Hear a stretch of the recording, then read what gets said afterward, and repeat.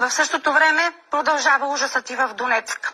Там с месеци хора живеят под земята заради бомбардировките. Вижте специалния репортаж на нашите пратеници в Украйна.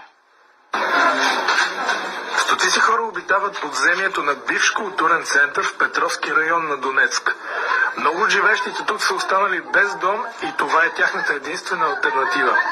Последната масирана бомбардировка е била преди седмица.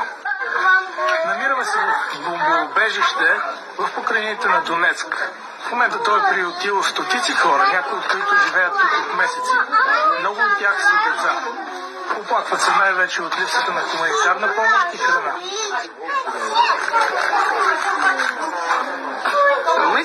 Дойдохме тук, защото ни бомбардират всеки ден. Дойдох тук за постоянно на 2 август. Поверили са ми да се грижа за дете на 4 години, Антоша. Имаме дом наблизо, но живеем тук. На метри под земята за десетки деца ежедневието минава в игри между бетонните стени. Те не посещават училище. Някои от тях не са излизали на открито от началото на януари. Тесните помещения са пригодени с подръчни средства, за да обслужват единствено основните нужди на обитателите. С продуктите при нас винаги е сложно. В момента те привършват, а хуманитарната помощ не винаги достига. Надяваме се краят на войната да бъде скоро. Надяваме се, защото вече нямаме сили.